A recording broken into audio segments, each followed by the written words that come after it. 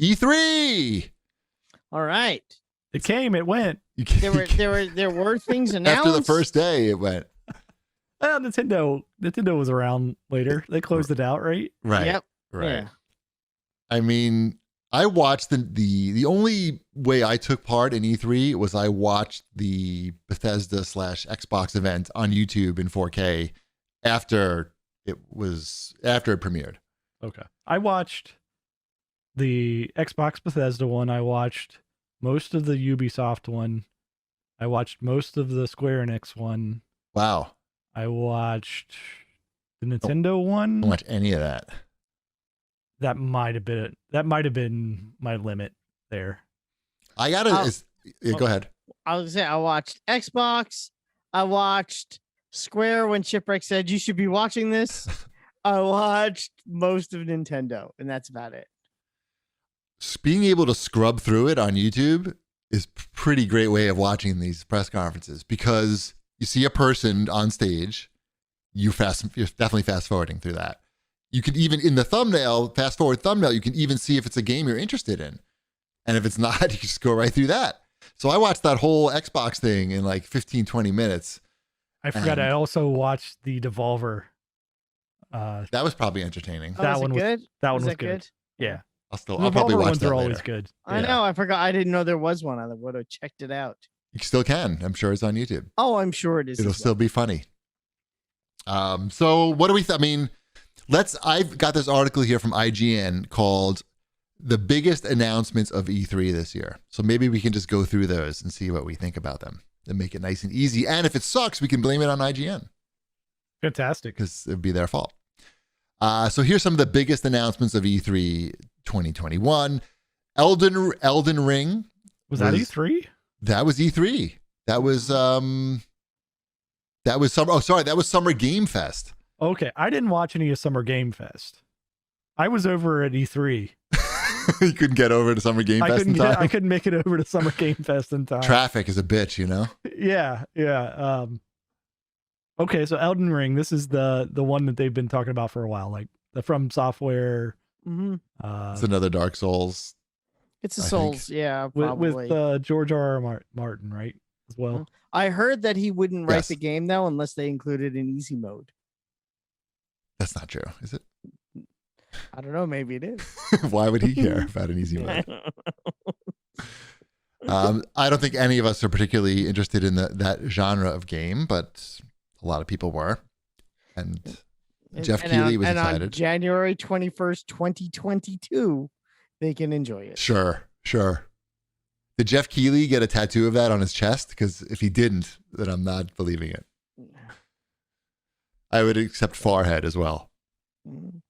So enjoy your game in March. Another big announcement was Starfield is going to be a Xbox PC exclusive and is coming out in November of 2022. 2022. Oh shit! Fuck that. Starfield. It's such a waste of time to talk about. It's a non-existent game. You're right. Yeah.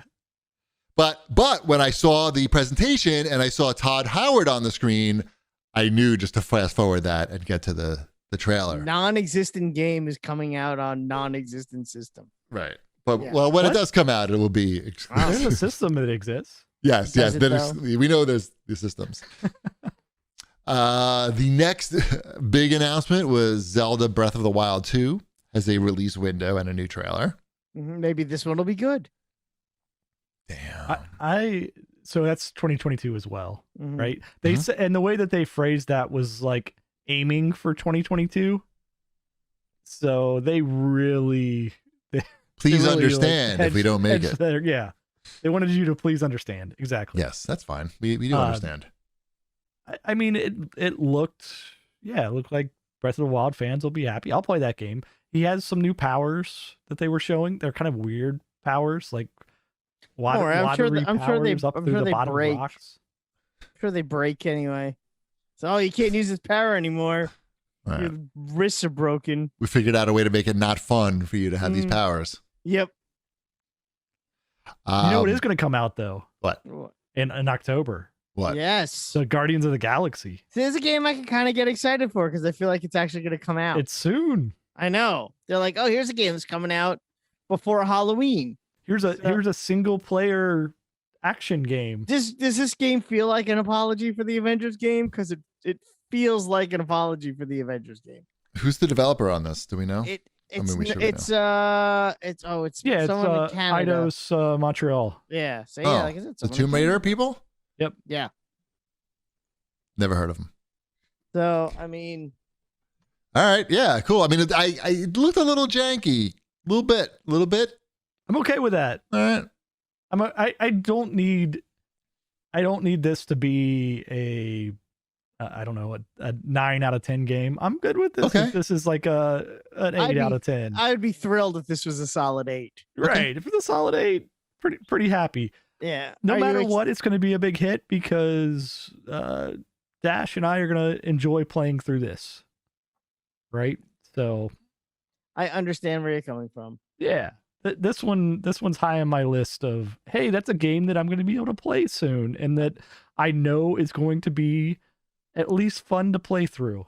Mm-hmm. Yep. Now are you gonna also play through the Black Panther expansion pack for the Avengers game? Because that also comes out soon, and you already paid for it. He's not playing that game for any reason. I don't Neither know. am I. The story in that game is not bad. It's just everything after it where it kind of fell apart. If it's a real expansion, whereas let's say it's like a 5 to 6 hour story where Maybe. you're Black Panther in Wakanda. We showed the trailer though, and they're like, "Oh, we've added like random boss encounters," and it's like, I'm still fighting Abomination and Taskmaster. That's yeah, your random. in an open world. Yeah, that's kind of dumb. But we're not talking about that. Oh, I just smacked my lamp. Yeah, We're not. I might play just again because Dash might ask me if we can play that, right? Because he's a big Black Panther fan. And it's right there in your house already, theoretically. It's not like you have to go out and get it. You technically already paid for it because it's going to be free. It's somewhere around here, yeah. Yeah. So that's what I'm saying. I'm sure I'll play it. I know Cheapy won't, but just fine. He doesn't have to. But If my hard drive was bigger, maybe. yeah. So it's going to be ready for me. I'll check out that Black Panther expansion. Yep. I appreciated the Square Enix press conference, like did the Marvel like back to back right at the beginning. They're like, "Hey, we know some people are only here for this," and then we're gonna get into the mobile remasters of Final Fantasy games. Right. Smart. Yep. Ubisoft is making an Avatar game still. Is that a thing? People Why? care? Why though? Who cares about Avatar? That's what I don't understand. Why I is think that a a lot of good people license? do. They do? It's this weird license that makes a lot of money if they ever put anything out around it. Still? Is it though? You know, I only saw that. It's got a movie whole once. land in a Disney theme park. I only saw that movie once. Why? Yeah, me too. Same. It's got a very popular Why portion though? of What Animal about it? Kingdom. I mean, I know it was like a super expensive movie and had good effects, but Mhm. They were supposed to make more movies too, right? It slash They're is still- the they're highest. still grossing scheduled to movie make of all more- time. Yeah, they're still scheduled to make more movies. So it's one of those things that everybody knows is like I don't really like that, but it made a ton of money, and there's something there to that property at least. Like it's at least an interesting like jungly fluorescent lights, cat people, robot mechs. It's like it's got enough like pieces to it. It could be like that Lord of the Rings, those Lord of the Rings games, the Shadow of War and Shadow of whatever. Because I'm not a huge Lord of the Rings guy, but I really like those games where the license be damned. Maybe they could pull off something like that. with Yeah, that. we're talking about a 2022 Avatar game right now. Woohoo! You realize that? All right, let's That's what move we're- on then. Let's that's what move we're on. talking about. You Micro- guys should go to the Disney park though. Get out- right on that. Check I'll out go Avatar tomorrow. Land. Yeah, let me do that. It's pretty Um, impressive, but everything at Disney is pretty impressive. It's not, Sure. it's not that It's- hard. you're not like it's good work. I've been ruined by Tokyo Disney, so everything. I would say, I mean, I've been to Tokyo Disney as well. I would say Pandora, which is the Avatar world or I whatever. understand. Yes. It's pretty impressive. It rivals like the Disney stuff or the Tokyo stuff. But the problem is the Tokyo stuff has a lot less Americans. That makes it better and more enjoyable. Thank you. What are the other big items here? IGN didn't really put these in any order. They showed Microsoft showed off Halo's multiplayer, so we got to see that. That. It looked Which is good. going to be a separate download. Free to play, which is I a liked great everything idea. about that Halo that they showed. Yeah, I can't wait I'm excited for that, and that's this holiday. Hopefully. I noticed they didn't show the guy that got them so much flack. I was waiting for them to show I don't know what his name is, the Baraka looking guy. Mm-hmm. Who? Polygon Head. The guy that everybody made fun of, that they said, oh, maybe we need to delay Halo for a year. It was it was like an orc looking fellow. Mm-hmm. I see. Yeah, It's I was expecting him to just come like marching out and look awesome. just like ray traces just like everywhere, just like beaming off of him. Right. That'd be funny. So yeah, I'm excited for that. I spent a lot of time playing Halo multiplayer, obviously. It's a good time. What do you think of this Tiny Tina thing? What is that? I did not look into it at all. And but you love Tiny Tina. I do. I'm ready to play it. What is it? It's a Borderlands game of some sort. It's a 4-player co-op game. Isn't it supposed to be more like a Diablo style? Or am I making that up? No, it sounds about right. I didn't see any of it on any of the press conferences that I watched. I saw no clips of this. So I know that it's a thing that exists. Oh, I'm surprised that you didn't seek it out. Will Arnett is doing voices and Andy Samberg and Wanda Sykes. All right. We got to see Forza Horizon 5 for the first time. That game looks bananas. Yes, it does. Did you watch that whole thing? I did watch the whole thing. That was worth watching. I was like telling my wife to come. Look at that! Look at that! Yeah, I did the same thing. That's the game. That's the game. I did the same thing. Mm-hmm. Yeah, that's this year. That's this year, and I'm excited. But when you watch these car racing highlights, you always got to be cognizant of the fact that these angles that you're watching them from are not going to be like gameplay angles. They're like in the Forza Vista modes and replay modes. But it still looks great, and I'm excited. Horizon's like one of the best games out there. So seriously, yeah, it's gonna be awesome. This one's in Mexico. Is that where we're heading? See. What else we got here? Sea of Thieves is getting a Pirates of the Caribbean crossover. I watched that video. Like next week. And it's a story mode as well. Yeah. Like that got me enough. It was like, oh, I might check that out then. If there's an actual something to do in that game. And it's free. Yep. It's next week. Yeah, that's pretty interesting. It's pretty interesting. Microsoft Flight Simulator is coming to Xbox Series X soon, July 27th. Yep. So that's it. That thing is amazing. I have that on my PC. I'm excited for that. Yeah, I'm very excited. It's crazy. If you remember when I talked about is it JFK or LaGuardia in it? Everything. Oh, I don't know. If you pay extra, I think you can get whatever you want in there. I forgot which one comes with it. Maybe both. Do you have a preference? Probably JFK because it's closer to my house. Okay. And it doesn't matter when you're flying. I can fly a small plane from there into my house and be like, It's pretty amazing. Like when I talked about the Google Earth VR, it's a similar experience to Flight Simulator, Microsoft Flight Simulator. Anyway, Hades is also coming to Xbox Game Pass. Everything is coming to Game Pass. That's one thing that I know. I've started. They also are allowing you to pre-install a lot of stuff, which I started doing. I noticed that as well. Yeah. So everything is coming to Game Pass. What else? I'm just scrolling through here. Anything that you wanted to talk about from E3 that you thought that you're excited about? I mean, a lot of stuff is far away, so it's tough to get super excited. I don't get excited for anything that isn't coming out in like the next 2 months. So I don't know. I'm excited for Baldur's Gate? Isn't that next week? Right. We got Pirates of the Caribbean next week. I'm excited to play Flight Simulator, and I'm excited to play Hades. And, And that's about it. Yep. A lot of games coming. I think.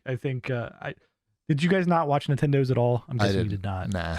I did. I told you we discussed this. You did. Yes. What were you watching it for? I don't know, so I could make fun of it later. Okay. Well, here's your chance. Um, People liked it though. I don't know. People making fun of it.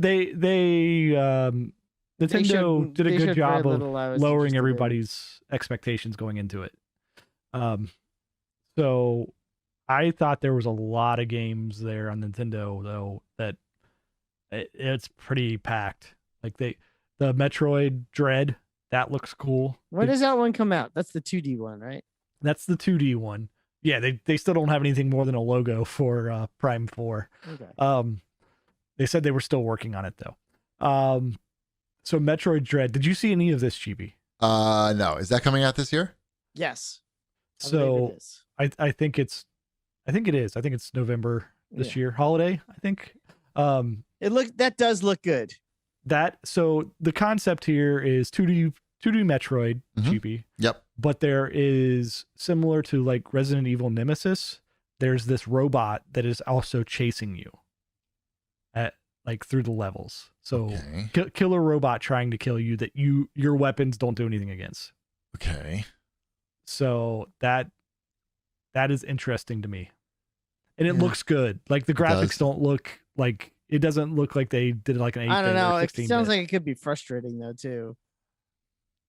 I don't know. It looks good. Like what happens when the monster catches you? Is that it? You have to start from the beginning? Is it roguelike or is it you start from a checkpoint? What are we talking about? I think you need to watch some more Treehouses or directs or something to get Did more they info on say? it. I'm asking you. No, they didn't. They didn't say. Okay.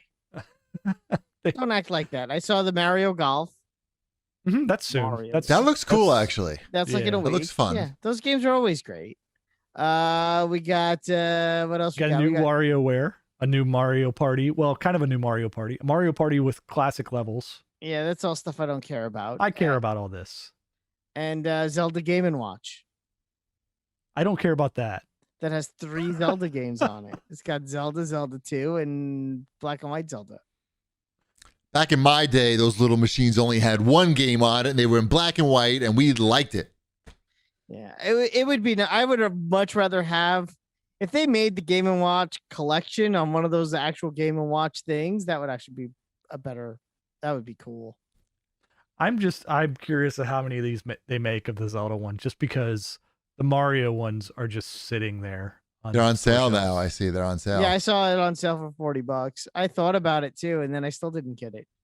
I still don't. I mean, I think they learned something where at least it's 3 Zelda games and not 1, which is the problem with the Mario one. Because if it was Super Mario Brothers, Super Mario Brothers 2, Super Mario Brothers 3, and even just regular Mario Brothers, like I would have picked that up for $50 just to have that because it would be cool.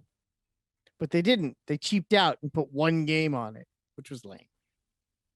And I'm out of water and I'm very dry and I hate this. Does that help in any way? No. Oh, I'm sorry. Well, are we done talking about E3 for now? I think we might be. I think everybody is. All right. That's the problem. Yeah. You need all, like, you can't just have the press conferences without all of the other stuff that happens during E3, right? Like people checking out games. Yeah, on the their people own. checking out games, the hype around it. There's not hype around this. No. You can't get hyped about taking an hour out of your day to watch a video on YouTube. That's everybody's normal day, right? Like, is like, oh, let's see what's on YouTube. I guess I'm gonna watch 45 minutes of game trailers today. Right. That's different than what I did last week, I guess. I guess I'm gonna watch an hour and a half presentation in 15 minutes. That part was good. So I mean, I see a lot of negativity towards E3. I don't know what else they could have done so much in this situation. Like, you can't do a whole lot. Like, right. You put out YouTube videos. That's what you got. Right. It's just like putting out any other YouTube video, except they're coming out at a certain time and day. That's basically the only difference than any other YouTube video that you're watching.